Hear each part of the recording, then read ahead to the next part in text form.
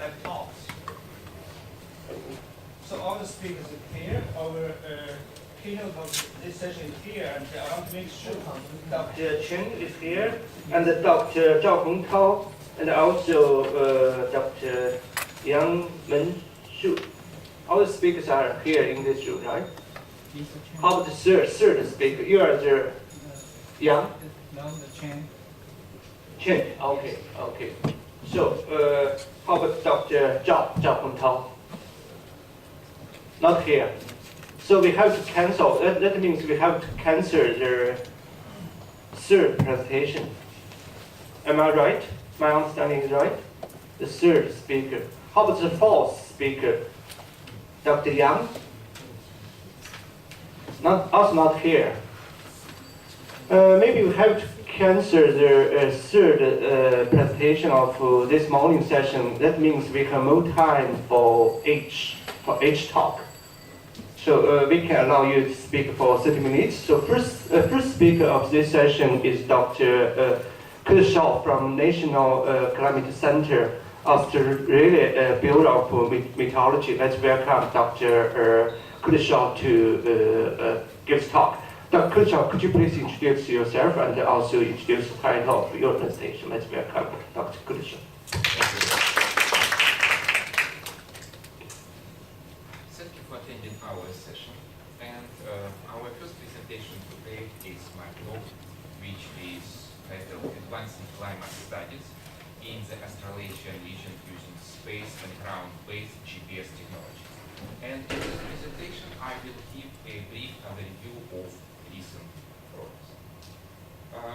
But first of all, I'd like to acknowledge our international research team who work with us and collaborate on a number of these projects which will be introduced today for a number of years. And we have people from Australia, from France, from Taiwan, and Russian Federation who join efforts working on a variety of projects which will be introduced today. After brief introduction about climate change, we will discuss GPS radio occultation methodology for retrieval of temperature profile and analyzing temperature variability. Then we will talk about GPS ground-based methodology for estimation of moisture distribution. A little bit about new proposed missions at the end of the talk. I'll start my introduction with information which probably most of you already know, but I'd like to refresh your memories about importance of this research, particularly with relation to climate change. And I put a few slides on Intergovernmental Panel of Climate Change IPCC post-assessment report, which clearly demonstrate that through most recent observations, we can clearly detect changes in climate, global changes. And IPCC report states that warming of climate cycle is unequivocal and now evident as observations of increased global temperatures, and in this top graph you can see global average surface temperature which are increasing over the course of the century.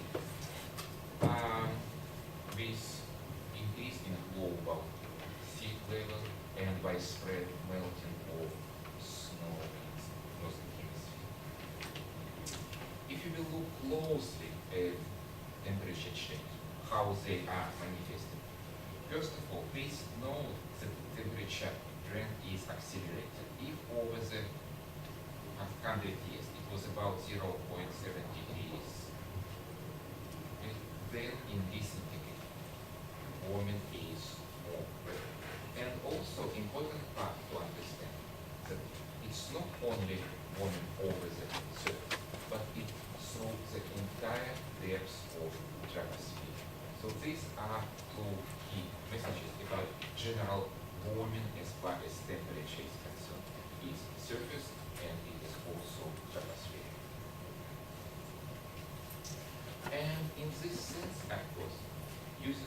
satellite remote sensing, and one particular novel methodology which we will be talking today, GPS radio application, is highly used for estimation of temperature trends, firstly through retrieval of vertical profile of temperature, and then putting them in historical analysis and analyzing this trend. And these trends, they are very vital, they are very important for realistic estimations of observed climate change, so we know what actually is trends. Globally, temperature in Earth, near the Earth's surface rise at a rate of about 0.10 degrees Celsius per decade. But however, these changes are uniform around the globe, and regional changes are also important. In some areas, this rate of warming may be high. So when we will also this presentation, we will find some results which show.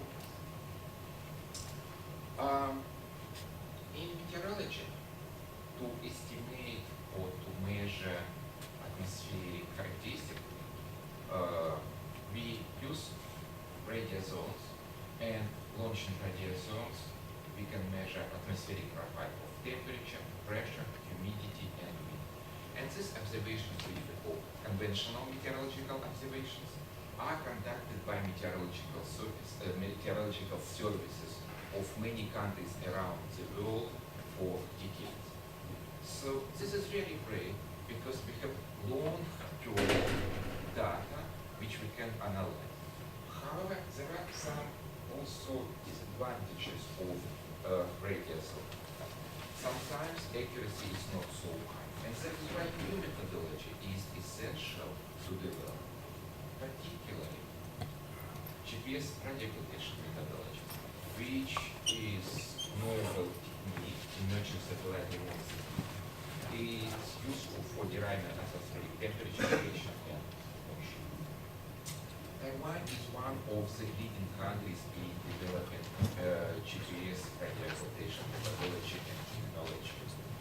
With Farmasat 3 mostly constellation being in service for already more than 5 years and providing international connectivity with large number of data.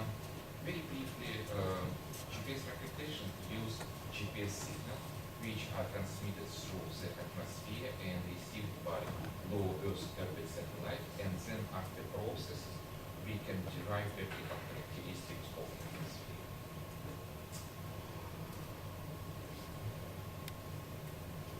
You can appreciate spatial coverage which could be done using satellite remote sensing. Particularly, it's important over the remote area and ocean areas, which has no observations for temperature and moisture profiles. Yes, there is a network of conventional stations over the land masses, especially in the United States, in America, in Europe, in Australia. But as far as vast ocean areas are concerned, we have very little data about temperature and moisture profile over there. This is why remote sensing data, they are really vital to fill in this area. Advantages of GPS radio application. First of all, as I mentioned, is global coverage. Then it's high stability. There is no need for calibration or adjustment of signal, high accuracy, high vertical resolution, and operation under all weather conditions, rain or shine, day or night. For climate study, it is particularly important instrument.